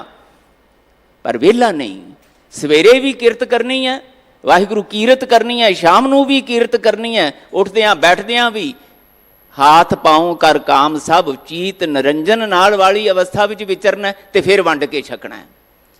आनंदपुरी दे विच धन गुरु तेग बहादुर पातशाह ने जदों आनंदपुर साहिब वसाया, रौनकां हो गईयां, आनंद दे छांदे लैण वास्ते दूर दुराडे तो लोकी चल के आउंदे पातशाह दे सिख सेवक दे रूप विच, तां चर्चा हो गई आनंदपुर दी। रोपड़ दा एक दौले शाह अपने आप नूं फकीर कहाउण वाला मन च आया कि जाके देखां ਇਹ ਗੁਰੂ ਨਾਨਕ ਸਾਹਿਬ ਦਾ ਫਕੀਰਾਂ ਦਾ ਘਰ ਕਿਹਾ ਜਾਂਦਾ ਹੈ। ਇੱਥੋਂ ਦੀ ਫਕੀਰੀ ਦਾ ਦੇਖਾਂ ਤੇ ਸਹੀ ਆਨੰਦਪੁਰ ਵਿੱਚ ਕੀ ਰੂਪ ਹੈ। ਤੇ ਜਦੋਂ ਦੇਖਿਆ ਸੱਚੇ ਪਾਤਸ਼ਾਹ ਦੇ ਸੋਹਣੇ ਘਰ ਨੇ, ਸੋਹਣੇ ਨਗਰ ਵਸਿਆ ਹੋਇਆ, ਰੌਣਕਾਂ ਲੱਗੀਆਂ ਨੇ, ਹਰ ਤਰ੍ਹਾਂ ਦਾ ਧਨ ਪਦਾਰਥ ਵੀ ਨਜ਼ਰ ਆ ਰਿਹਾ ਹੈ। ਉੱਥੇ ਲੰਗਰ ਵੀ ਚੱਲ ਰਹੇ ਨੇ, ਵਧੀਆ ਤੋਂ ਵਧੀਆ ਸ਼ਬਦ ਦਾ ਲੰਗਰ ਵੀ ਚੱਲ ਰਿਹਾ ਹੈ। ਤੇ ਦੇਖ ਕੇ ਉਹਦੇ ਮਨ 'ਚ ਸ਼ੰਕਾ ਹੋਇਆ ਤੇ ਗੁਰੂ ਤੇਗ ਬਹਾਦਰ ਸਾਹਿਬ ਨੂੰ ਪੁੱਛਦਾ ਹੈ ਕਿ ਇਹ ਕਿਸ ਤਰ੍ਹਾਂ ਦੀ ਫਕੀਰੀ ਹੈ। ਮੈਂ ਤੇ ਸੁਣਿਆ ਗੁਰੂ ਨਾਨਕ ਦਾ ਘਰ ਫਕੀਰਾਂ ਦਾ ਘਰ ਹੈ, ਪਰ ਇੱਥੇ ਤੇ ਮੈਨੂੰ ਮਾਇਆ ਦਾ ਪਸਾਰਾ ਹੀ ਨਜ਼ਰ ਆਉਂਦਾ ਹੈ। ਤਾਂ ਗੁਰੂ ਤੇਗ ਬਹਾਦਰ ਸਾਹਿਬ ਨੇ ਜੋ ਜਵਾਬ ਦਿੱਤਾ ਹੈ ਉਹੀ ਅੱਜ ਦੇ ਇਸ ਸ਼ਬਦ ਵਿੱਚ ਗੁਰੂਦੇਵ ਬਚਨ ਕਰਦੇ ਹੈ। ਮਹਾਰਾਜ ਕਹਿੰਦੇ, ਦੌਲੇ ਸ਼ਾਹ ਜੀ याद रखियो, गुरु नानक ने माया नहीं त्यागी थी, माया का मोह त्यागया था, माया की पकड़ त्यागी थी। कहते यह गल समझा गई, माया नहीं त्यागनी, सुख साधन नहीं त्यागने, कर्म नहीं त्यागने, किरत नहीं त्यागनी, प्राप्त करो जो कुछ भी इस संसार दे विच लोड़ींदा प्राप्त करो। पर महाराज कहते प्राप्त करदे हां एक तां सुकृत नहीं छड्डनी, एक वाहिगुरू जी की कीरत नहीं छड्डनी। फिर तुहानूं ये ना धन पदार्थ कुछ कहणगे, ना रंग तमाशे कुछ कहणगे, ना दुनिया दे विच विचरदे आ तुहानूं वाहिगुरू जी नालों टुटण दा ये त्रै गुणी पसारे दा कोई प्रभाव वाहिगुरू जी नालों तोड़ के बेसंजमा कर सकेगा। गुरु दे शब्द दे ओट आसरे विच, गुरु दे शब्द की अगवाई विच जदों तुरोंगे ਤਾਂ ਤੁਸੀਂ ਸੰਤਤਾਈ ਦੀ ਅਵਸਥਾ ਵਿੱਚ ਆ ਜਾਓਗੇ। ਇੱਥੇ ਮਹਾਰਾਜ ਨੇ ਅੱਜ ਰਹਾਉ ਦੀ ਪੰਕਤੀ ਵਿੱਚ ਜਿਹੜਾ ਬਚਨ ਕੀਤਾ ਹੈ, ਮਹਾਰਾਜ ਕਹਿੰਦੇ ਸਾਰੀ ਦੁਨੀਆ ਇਸ ਮੋਹ ਮਾਇਆ ਮਮਤਾ ਦੀ ਨਾਗਣੀ ਦੇ ਵਸ ਪਈ ਹੋਈ ਡੱਸੀ ਜਾ ਰਹੀ, ਰੋ ਰਹੀ, ਕੁਰਲਾ ਰਹੀ ਹੈ, ਬੇਚੈਨ ਅਸ਼ਾਂਤ ਚਿੰਤਾਤੁਰ ਜ਼ਿੰਦਗੀ ਬਤੀਤ ਕਰ ਰਹੀ ਹੈ ਲੁਕਾਈ। ਪਰ ਇਹਦੇ ਵਿੱਚ ਕੁਝ ਐਸੇ ਵੀ ਖੁਸ਼ਕਿਸਮਤ ਇਨਸਾਨ ਨੇ ਜਿਹੜੇ ਵਾਹਿਗੁਰੂ ਜੀ ਦੇ ਪਿਆਰ ਵਿੱਚ, ਵਾਹਿਗੁਰੂ ਜੀ ਦੀ ਸਿਫਤ ਸਲਾਹ ਦੀ ਯਾਦ ਦੇ ਵਿੱਚ ਜੁੜੇ ਜੁੜੇ ਸਤ ਦੇ ਨਾਲ ਸੰਗ ਕਰਦੇ ਕਰਦੇ ਆਪਣੇ ਜੀਵਨ ਵਿੱਚ ਇਸ ਮਾਇਆਵੀ ਬਿਰਤੀਆਂ ਦੇ, ਹਉਮੈ ਦੇ, ਵਿਕਾਰੀ ਬਿਰਤੀਆਂ ਦੇ ਪ੍ਰਭਾਵ ਤੋਂ ਮੁਕਤ ਹੋ ਕੇ ਸ਼ਿਕਵਿਆਂ ਵਿੱਚ ਨਹੀਂ, ਬੇਚੈਨੀ ਅਸ਼ਾਂਤੀ ਵਿੱਚ ਨਹੀਂ, ਸ਼ੁਕਰਾਨੇ ਦੀ ਆਨੰਦਮਈ ਅਵਸਥਾ ਵਿੱਚ ਵਿਚਰਦੇ ਨੇ। ਪਾਤਸ਼ਾਹ ਜ਼ਿਕਰ ਕਰਦੇ ਰਹਾਉ ਦੀ ਪੰਕਤੀ ਵਿੱਚ, माया व्यापत बहु प्रकारी, संत जी में प्रभ ओट तुम्हारी। हे वाहिगुरू जी, मैं देख रहा इस संसार दे लोकां दा वरतारा जीवन दा, तां इत्थे कई ढंगां नाल इस मायावी बिरती ने, इस मायावी बिरती विच ही गुरु प्यारिओ काम क्रोध लोभ मोह अहंकार ईर्खा द्वेष निंदिया चुगली ये सब इसे माया दे विच ही वाहिगुरू जी दे बनाए हुए गुरु ने गिणे हैं भी ये सारा कुछ माया ही है। जदों बंदा काम दे विच बेसंजमा हो जाता है, भुल जाता है माड़े चंगे नतीजियां नूं, वासनावां दी बिरती भर जाती है, ये भी माया है। ते जे क्रोध दे विच विचर के उस नूं भुल गया, माड़े चंगे नतीजियां दा ख्याल भुल गया, वो भी माया है। जे हंकार विच उच्चे बोल बोलदा है, जे किसी नाल ईर्खा करदा है, ईर्खा वस किसी नाल खोहा खिंजी वाली बिरती अधीन धोखा फरेब झूठ बोलदा करदा, ये भी माया है। पातशाह जी ने इस माया दा ये बहु पक्षां तो विस्तार प्रभाव बयान करदिआं आखिया कि इन्हां विचों कुछ ऐसे भी लोग ने जिहड़े रहिंदे इत्थे ने, पर उन्हां दे उत्ते ये माया प्रभाव नहीं पा सकती, भाव उन्हां दे जीवन नूं बेसंजमा नहीं कर सकती, उन्हां दे जीवन नूं कुराहे नहीं पा सकती, उन्हां दे जीवन विच खुआरी नहीं आ सकती। वो कौन ने? महाराज कहंदे जिन्हां दी लिव जुड़ी हुई है, वो रहिंदे इस संसार विच ने, कोई संसार नूं छड्डण दी उन्हां नूं लोड़ महसूस ही नहीं हुंदी। कह नानक गुर प्रसादी जिन्हां लिव लागी, तिनी विचे माया पाया। इस संसार विच रहिंदियां ही काम क्रोध लोभ मोह अहंकार वाले इस संसार विच रहिंदियां ही महाराज कहंदे वो ईर्खा द्वेष निंदिया चुगली तो उपर उठ जाते ने। दुनिया दीयां निगाहां विच ये सारा कुछ प्राप्त करना भी उन्हां नूं लगदा है, पर नाल ही इहनूं प्राप्त करके रोई भी जाते। महाराज कहंदे ये मिथ्या जी झूठी जी जिंदगी, इसे नूं महाराज ने कूड़ राजा कूड़ प्रजा कूड़ सब संसार आखिया। पर जिहड़े जुड़े हुए ने महाराज कहंदे उन्हां वास्ते ये कूड़ नहीं है, उन्हां वास्ते मिथ्या नहीं है, उन्हां वास्ते की है? ये जग सच्चे की है कोठड़ी, सच्चे का विश्वास। ਇਹਨਾਂ ਨੂੰ, ਇਸ ਸੰਸਾਰ ਨੂੰ ਉਹ ਕੂੜ ਮਿਥਿਆ ਦੁੱਖਾਂ ਦਾ ਘਰ ਨਹੀਂ, ਬਲਕਿ ਵਾਹਿਗੁਰੂ ਜੀ ਦਾ ਨਿਵਾਸ ਅਸਥਾਨ ਸਮਝ ਕੇ ਇਹਦੇ ਵਿੱਚੋਂ ਵਾਹਿਗੁਰੂ ਜੀ ਦੇ ਦਰਸ਼ਨ ਕਰਨ ਦੀ ਜਾਚ ਸਿੱਖ ਲੈਂਦੇ ਨੇ। ਇੱਥੇ ਹੀ ਉਹ ਵਾਹਿਗੁਰੂ ਜੀ ਦੇ ਨਾਲ ਜੁੜ ਕੇ ਵਾਹਿਗੁਰੂ ਜੀ ਦੇ ਦਰਸ਼ਨ ਕਰਦੇ ਆ, ਇੱਥੇ ਆਪਣੀ ਸੋਚ ਨੂੰ ਸਮਝ ਨੂੰ ਲੈ ਆਉਂਦੇ ਨੇ। ਸਭ ਮਹਿ ਜੋਤ, ਜੋਤ ਹੈ ਸੋਏ ਤਿਸ ਦਾ ਚਾਨਣ, ਸਭ ਮਹਿ ਚਾਨਣ ਹੋਏ ਗੁਰਸਾਖੀ, ਜੋਤ ਪ੍ਰਗਟ ਹੋਏ। ਤੇ ਇੱਥੋਂ ਹੀ ਫਿਰ ਉਹਨਾਂ ਦੇ ਅੰਦਰੋਂ ਇਹ ਆਵਾਜ਼ ਨਿਕਲਦੀ ਹੈ, ਮੰਦਾ ਕਿਸਨੋਂ ਆਖੀ ਹੈ ਜਾਂ ਤਿਸ ਬਿਨ ਕੋਈ ਨਾ ਹੈ, ਬੁਰਾ ਭਲਾ ਕਿਹਨੂੰ ਆਖਾਂ ਮੈਂ, ਬੁਰਾ ਭਲਾ ਕਹੋ ਕਿਸਨੋਂ ਕਹੀ ਹੈ, ਸਗਲੇ ਜੀ ਤੁਮਾਰੇ। ਇੱਥੇ ਆ ਕੇ ਦਾਤਾਰ ਜੀ ਕਹਿੰਦੇ ਫਰਕ ਪੈ ਜਾਂਦਾ ਹੈ। ਇਹ ਸੰਤ ਕੌਣ ਨੇ? ਇਹ ਭੇਖ ਵਾਲੇ ਸੰਤ ਨਹੀਂ। ਭੇਖ ਦੀ ਆਪਣੀ ਇੱਕ ਵੱਖਰੀ ਮਹਿਮਾ ਹੋ ਗਈ, ਮੈਂ ਅੱਜ ਸਮਾਂ ਨਹੀਂ ਉਸ ਪਾਸੇ ਜਾਵਾਂ। ਸੰਤ ਤਾਈ ਤੇ ਮਹਾਰਾਜ ਕਹਿੰਦੇ ਇੱਕ ਅਵਸਥਾ ਹੈ ਜਿਹੜੀ ਜੁੜਿਆਂ ਹੋਇਆਂ ਨੂੰ ਗੁਰੂ ਬਖਸ਼ ਦਿੰਦੇ ਨੇ।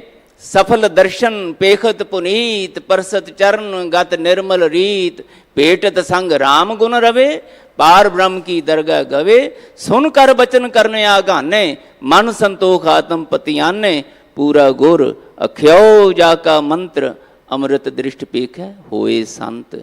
ਜਦੋਂ ਗੁਰੂ ਆਪਣਾ ਸ਼ਬਦ ਬਖਸ਼ ਕੇ, ਉਹ ਸ਼ਬਦ ਜਿਹੜਾ ਕਦੀ ਨਾ ਨਾਸ਼ ਹੋਣ ਵਾਲਾ ਗਿਆਨ ਹੈ, ਜਿਸ ਨੂੰ ਉਹ ਬਖਸ਼ ਦਿੰਦੇ ਨੇ ਤੇ ਮਿਹਰ ਦੀ ਨਿਗਾਹ ਨਾਲ ਉਸ ਸ਼ਬਦ ਦੀ ਕਮਾਈ ਦੀ ਦਾਤ ਦੇ ਦਿੰਦੇ ਆ, ਮਹਾਰਾਜ ਕਹਿੰਦੇ ਉਹ ਸੰਤ ਹੋ ਜਾਂਦਾ ਹੈ। ਉਹ ਸੰਤ ਤਾਈ ਉਹਦੀ ਅਵਸਥਾ ਹੈ ਮਨ ਦੀ। ਉਹ ਫਿਰ ਭੇਖ ਕਿਸ ਤਰ੍ਹਾਂ ਦਾ ਪਾਉਂਦਾ, ਇਹਦੇ ਨਾਲ ਨਹੀਂ ਫਰਕ ਪੈਂਦਾ। ਫਰਕ ਤੇ ਪੈਂਦਾ ਹੈ ਮਨ ਦੀ ਅਵਸਥਾ ਨਾਲ। ਮਹਾਰਾਜ ਕਹਿੰਦੇ ਸੰਤ ਜੀਵੈ ਪ੍ਰਭ ਓਟ ਤੁਮਾਰੀ, ਦੁਨੀਆ ਮਰਨ ਹਾਕੇ ਹੋ ਕੇ ਮਰੂ ਮਰੂ ਕਰਦਿਆਂ ਮਰ ਗਏ ਲੁੱਟੇ ਗਏ, ਉੱਥੇ ਰੋਂਦੀ ਪਈ ਹੈ। ਤੇ ਜਿਹੜੇ ਸੰਤ ਨੇ, ਸੰਤ ਤਾਈ ਦੀ ਅਵਸਥਾ ਵਿੱਚ ਵਾਹਿਗੁਰੂ ਦੇ ਪਿਆਰੇ ਨੇ, ਮਹਾਰਾਜ ਕਹਿੰਦੇ ਉਹ ਵਾਹਿਗੁਰੂ ਦੇ ਓਟ ਆਸਰੇ ਵਿੱਚ ਆਨੰਦਮਈ ਜੀਵਨ ਬਤੀਤ ਕਰਦੇ। ਨਹੀਂ ਤੇ ਕੀ ਹੋ ਰਿਹਾ ਹੈ, ਵਿਆਪਤ ਹਰਕ ਸੋਗ ਵਿਸਥਾਰ, ਵਿਆਪਤ ਸੁਰਗ ਨਰਕ ਅਵਤਾਰ। ਕੋਈ ਹੱਸ ਰਿਹਾ ਹੈ, ਕੋਈ ਰੋ ਰਿਹਾ ਹੈ, ਕੋਈ ਖੁਸ਼ੀ ਵਿੱਚ, ਕੋਈ ਗਮੀ ਦੇ ਵਿੱਚ। ਇਹੀ ਵਿਸਥਾਰ ਮਹਾਰਾਜ ਕਹਿੰਦੇ ਮੈਂ ਇਹ ਸੰਸਾਰ ਦੇ ਲੋਕਾਂ ਦੇ ਜੀਵਨ ਵਿੱਚ ਦੇਖ ਰਿਹਾ। ਇਹੋ ਹੀ ਮਾਇਆ ਦਾ ਪਸਾਰਾ ਹੈ, ਇਹੀ ਮਾਇਆ ਵਿਆਪਣੀ ਹੈ। ਕੋਈ ਸੁਰਗ ਦੀ ਇੱਛਾ ਕਰੀ ਜਾਂਦਾ, ਕੋਈ ਨਰਕਾਂ ਤੋਂ ਡਰੀ ਜਾਂਦਾ, ਪਰ ਮਹਾਰਾਜ ਕਹਿੰਦੇ ਆਪਣੇ ਹੀ ਕਰਮਾਂ ਕਰਕੇ ਕੋਈ ਨਰਕਮਈ ਜ਼ਿੰਦਗੀ ਜਿਉ ਰਿਹਾ ਹੈ, ਕੋਈ ਸੁਰਗ ਵਾਲੀ ਲਾਲਚ ਦੀ ਬਿਰਤੀ ਵਿੱਚ ਜਿਉਂਦਾ। ਇਹਦੇ 'ਚ ਹੀ ਮਹਾਰਾਜ ਕਹਿੰਦੇ ਜੰਮੀ ਜਾਂਦੇ ਆ, ਮਰੀ ਜਾਂਦੇ ਆ, ਬਾਰ-ਬਾਰ ਆਵਾ ਗਾਉਣ ਬਣਿਆ।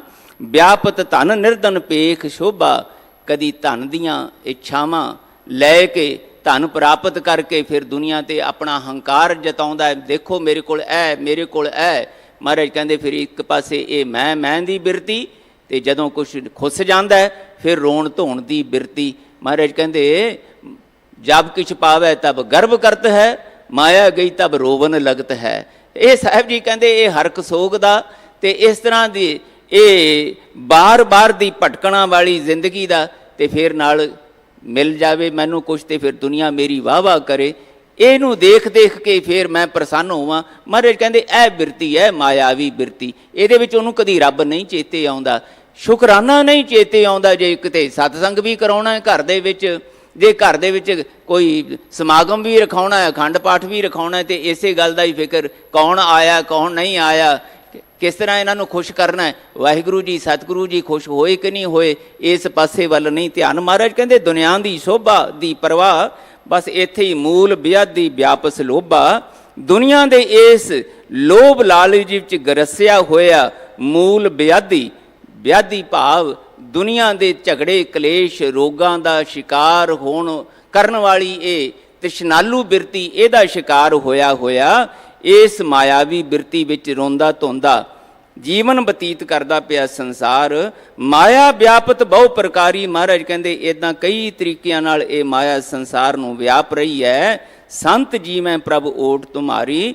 ਵਾਹਿਗੁਰੂ ਜੀ ਬਹੁਤ ਸਾਰੇ ਖੁਸ਼ਕਿਸਮਤ ਐਸੇ ਜਿਹੜੇ ਗੁਰੂ ਦੀ ਸ਼ਰਨ ਵਿੱਚ ਆ ਕੇ ਗੁਰੂ ਦੇ ਸ਼ਬਦ ਰਾਹੀਂ ਤੁਹਾਡੇ ਨਾਮ ਸਿਮਰਨ ਤੇ ਤੁਹਾਡੇ ਓਟ ਆਸਰੇ ਵਿੱਚ ਸ਼ੁਕਰ ਕਰਦਿਆਂ ਹੋਇਆਂ ਜਿਉਂਦੇ, ਉਹਨਾਂ ਦਾ ਜਿਉਣਾ ਹੀ ਪ੍ਰਵਾਨ, ਕਿਉਂਕਿ ਉਹਨਾਂ ਕੋਲ ਆਨੰਦ ਹੈ, ਮਾਇਆਵੀ ਬਿਰਤੀ ਤੋਂ ਛੁਟਕਾਰਾ ਹੈ। ਵਿਆਪਤ ਅਹੰ ਬੁੱਧ ਕਾ ਮਾਤਾ, ਵਿਆਪਤ ਪੁੱਤਰ ਕਲਤਰ ਸੰਗ ਰਾਤਾ। ਇਹ ਵਿਆਪਦੀ ਹੈ ਮਾਇਆ। ਕਦੋਂ ਵਿਆਪਦੀ ਹੈ? ਮਹਾਰਾਜ ਕਹਿੰਦੇ ਜਦੋਂ ਅਹਮ ਬੁੱਧ ਕਾ ਮਾਤਾ, ਜਦੋਂ ਹੰਕਾਰ ਭਰੀ ਬਿਰਤੀ ਦੇ ਵਿੱਚ ਮਦ-ਮਸਤ ਹੋ ਕੇ ਉੱਚੇ ਬੋਲ ਬੋਲਦਾ, ਕਿਸੇ ਨੂੰ ਪਛਾੜਨ ਵਾਸਤੇ, ਕਿਸੇ ਨੂੰ ਨੀਵਾਂ ਦਿਖਾਉਣ ਵਾਸਤੇ, ਕਿਸੇ ਦੇ ਸੁੱਖਾਂ ਨੂੰ ਖੋਹ ਕੇ ਆਪਣੀ ਮਲਕੀਅਤ ਬਣਾਉਣ ਵਾਸਤੇ, ਕਬਜ਼ੇ ਵਿੱਚ ਲੈਣ ਵਾਸਤੇ ਜਦੋਂ ਵਿਚਰਦਾ ਹੈ ਨਾ, ਧੋਖਾ ਫਰੇਬ ਕਰਦਾ, ਇਹ ਮਾਇਆਵੀ ਬਿਰਤੀ ਦਾ ਅਸਰ ਹੈ। ਮੈਂ ਵਿਆਪਤ ਪੁੱਤਰ ਕਲੱਤਰ ਸੰਗ ਰਾਤਾ, ਧੀਆਂ ਪੁੱਤਰਾਂ ਰਿਸ਼ਤੇਦਾਰਾਂ ਦੀ ਵਾਹ ਵਾਹ ਖੁਸ਼ਨੂਦੀ ਵਿੱਚ ਹੀ ਸਮਝ ਲਈਏ ਇਸ ਗੱਲ ਨੂੰ। ਧੀਆਂ ਪੁੱਤਰ ਮਹਾਰਾਜ ਕਹਿੰਦੇ ਮਾੜੇ ਨਹੀਂ ਹੁੰਦੇ, ਪਰਿਵਾਰ ਗਲਤ ਨਹੀਂ ਹੁੰਦਾ, ਰਿਸ਼ਤੇਦਾਰ ਭਾਈ ਬੰਦ, ਇਹਨਾਂ ਨਾਲ ਮੇਲ ਜੋਲ ਸੰਬੰਧ ਸੰਪਰਕ ਮਾੜਾ ਨਹੀਂ ਹੈ। ਮਾੜਾ ਹੈ ਸਾਡਾ ਇਹਨਾਂ ਨਾਲ ਬੇਸੰਜਮਾ ਅਗਿਆਨਤਾ ਭਰਿਆ ਬਣਾਇਆ ਹੋਇਆ ਰਿਸ਼ਤਾ, ਜਿੱਥੇ ਸਾਨੂੰ ਰੱਬ ਭੁੱਲ ਜਾਏ। ਇਹਨਾਂ ਦੇ ਮੋਹ ਵਿੱਚ ਹੀ ਦਿਨੇ ਰਾਤ ਭੱਜਦੇ ਹਾਂ, ਪਾਪ ਕਰਦੇ ਹਾਂ, ਕੁਕ੍ਰਿਤ ਕਰਦੇ ਹਾਂ। ਜਦੋਂ ਅਸੀਂ ਵਿਚਰਦੇ ਹਾਂ ਤੇ ਫਿਰ ਇਹਨਾਂ ਕੋਲੋਂ ਆਸ ਰੱਖਦੇ ਹਾਂ ਕਿ ਅਸੀਂ ਇਹਨਾਂ ਵਾਸਤੇ ਇੰਨਾ ਕੁਝ ਕੀਤਾ, ਹੁਣ ਇਹ ਸਾਡੇ ਵਾਸਤੇ ਇੰਨਾ ਕੁਝ ਕਰਨ। ਬਸ ਮਹਾਰਾਜ ਕਹਿੰਦੇ ਇਹ ਮਾਇਆਵੀ ਬਿਰਤੀ, ਜਦੋਂ ਇੱਕ ਦੂਜੇ ਦੇ ਨਾਲ ਗਰਜ਼ਾਂ ਵਾਲਾ ਰਿਸ਼ਤਾ ਬਣਾ ਕੇ ਵਿਚਰਦੇ ਹਾਂ, ਇਹੋ ਹੀ ਮਾਇਆਧਾਰੀ ਦਾ ਮਹਾਰਾਜ ਕਹਿੰਦੇ ਲੱਛਣ ਹੈ। ਵਿਆਪਤ ਹਸਤ ਘੋੜੇ ਅਰ ਬਸਤਾ, ਦੁਨੀਆ ਦੇ ਧਨ ਪਦਾਰਥ, ਹਾਥੀ ਘੋੜੇ, ਸੋਹਣੇ ਸੋਹਣੇ ਮਹਿਲ ਮਾੜੀਆਂ ਮਿਲ ਜਾਣ ਮੈਨੂੰ, ਇਹਦੇ ਲਈ ਭਾਵੇਂ ਮੈਨੂੰ ਕੁਝ ਵੀ ਕਰਨਾ ਪਵੇ। ਮਹਾਰਾਜ ਕਹਿੰਦੇ ਇਹ ਮਾਇਆਵੀ ਬਿਰਤੀ। ਫਿਰ ਇੱਥੇ ਮੈਂ ਬੇਨਤੀ ਕਰਾਂ, ਚੰਗੀਆਂ ਵਸਤੂਆਂ ਮਹਿਲ ਮਾੜੀਆਂ ਪ੍ਰਾਪਤ ਕਰ ਲੈਣੀਆਂ, ਇਹ ਮਹਾਰਾਜ ਨੇ ਇਨਕਾਰ ਨਹੀਂ ਕੀਤਾ, ਨਕਾਰਿਆ ਨੇ, ਸਾਨੂੰ ਮਨਾ ਨਹੀਂ ਕੀਤਾ। ਮਹਾਰਾਜ ਕਹਿੰਦੇ ਇਹ ਸਭ ਕੁਝ ਪ੍ਰਾਪਤ ਕਰੋ, ਸੁਕ੍ਰਿਤ ਕਰਦੇ ਹਾਂ, ਫਿਰ ਨਾਲ ਸ਼ੁਕਰ ਕਰੋ ਦੇਣ ਵਾਲੇ ਦਾ। ਵਿਆਪਤ ਭੂਮ ਰੰਕ ਅਰ ਰੰਗਾ, ਮਹਾਰਾਜ ਕਹਿੰਦੇ ਇਹ ਵਿਆਪ ਜਾਂਦੀ ਹੈ ਭੂਮੀ ਪਤੀਆਂ ਨੂੰ ਵੀ, ਗਰੀਬਾਂ ਕਹਾਉਣ ਵਾਲਿਆਂ ਨੂੰ ਵੀ ਵਿਆਪ ਜਾਂਦੀ, ਜਦੋਂ ਰੋਂਦੇ ਧੋਂਦੇ ਹੌਕੇ ਭਰਦੇ। ਇਸ ਸੰਸਾਰ ਦੇ ਵਿੱਚ ਵਿਆਪਤ ਗੀਤ ਨਾਦ ਸੁਣ ਸੰਗਾ, ਪੈ ਗਏ ਹਾਂ ਅਸੀਂ ਇਸ ਚੱਕਰਾਂ ਦੇ ਵਿੱਚ। ਸਤ ਸੰਗ ਦੀ ਬਜਾਏ ਆਪਣੇ ਜੀਵਨ ਦੇ ਜੰਮਣ ਮਰਨੇ ਪਰਨੇ ਵਿਆਹ ਸ਼ਾਦੀਆਂ ਸਭ ਜੋੜ ਲਏ ਦੁਨੀਆ ਦੇ ਚੰਚਲ ਬਿਰਤੀ ਵਾਲੇ ਗੀਤਾਂ ਦੇ ਵਿੱਚ।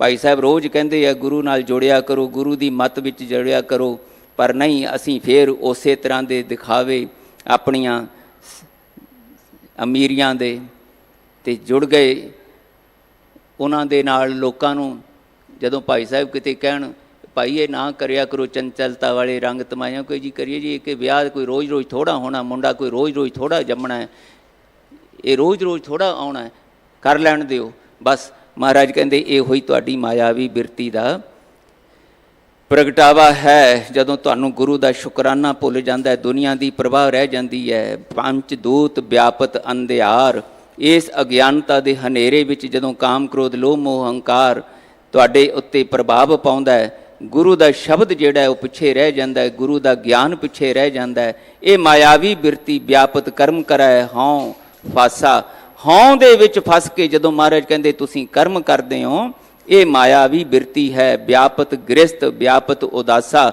ਤੇ ਇਹ ਮੈਂ ਮੇਰੀ ਵਾਲੀ ਬਿਰਤੀ ਵਿੱਚ ਹੀ ਭਾਵੇਂ ਕੋਈ ਆਪਣੇ ਆਪ ਨੂੰ ਉਦਾਸੀ ਤਿਆਗੀ ਕਹਾਵੇ ਕਿ ਮੈਂ ਤੇ ਛੱਡਤਾ ਜੀ ਸੰਸਾਰ, ਮੈਨੂੰ ਨਹੀਂ ਹੁਣ ਇਸ ਸੰਸਾਰ ਤੇ ਦੁੱਖਾਂ ਦਾ ਘਰ ਹੈ। ਮਹਾਰਾਜ ਕਹਿੰਦੇ ਇਹ ਜਿਹੜੀ ਤੁਹਾਡੇ ਅੰਦਰ ਹੰਕਾਰ ਦੀ ਫੇਰ ਬਿਰਤੀ, ਮੇਰੇ ਵਰਗਾ ਤਿਆਗੀ ਕੌਣ?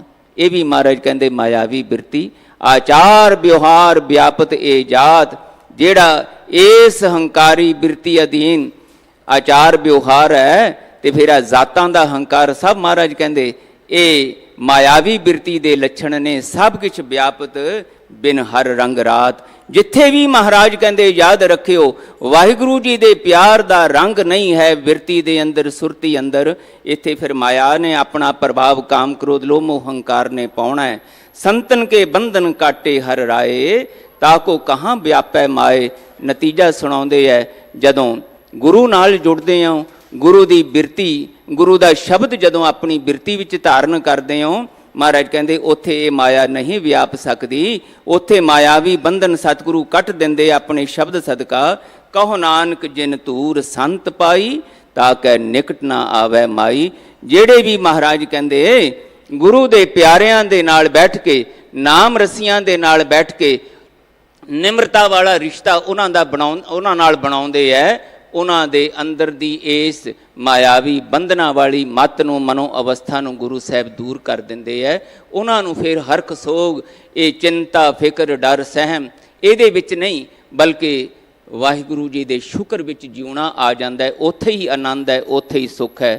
ਪਾਤਸ਼ਾਹ ਜੀ ਦੇ ਚਰਨਾਂ 'ਚ ਬੇਨਤੀ ਕਰੀਏ, ਮਹਾਰਾਜ ਜੇ ਇਹ ਸ਼ਬਦ ਰੂਪੀ ਗਿਆਨ ਸਾਨੂੰ ਬਖਸ਼ਿਸ਼ ਕੀਤਾ ਹੈ, ਫਿਰ ਇਸ ਨੂੰ ਕਮਾਉਣ ਦਾ ਵੀ ਸਾਨੂੰ ਉਮਾ ਉਤਸ਼ਾਹ ਸਮਰੱਥਾ ਬਖਸ਼ਿਸ਼ ਕਰੋ। ਗੁਰੂ ਦੇ ਪਿਆਰਿਆਂ ਦੀ ਸੰਗਤ ਕਰਦਿਆਂ ਉਹਨਾਂ ਨਾਮ ਰਸੀਆਂ ਵਰਗਾ ਤੁਹਾਡਾ ਸ਼ੁਕਰ ਕਰਨ ਦਾ, ਤੁਹਾਡੀ ਪਿਆਰ ਯਾਦ ਵਿੱਚ ਵਿਚਰਨ ਦਾ ਸਾਨੂੰ ਚਾਓ ਬਖਸ਼ ਦਿਓ। ਇਹਨੇ ਸ਼ਬਦ ਪ੍ਰਵਾਨ ਕਰਨੇ, ਭੁੱਲਾਂ ਚੁੱਕਾਂ ਦੀ ਖਿਮਾ। ਫਤਿਹ ਬੁਲਾਓ ਜੀ। ਵਾਹਿਗੁਰੂ।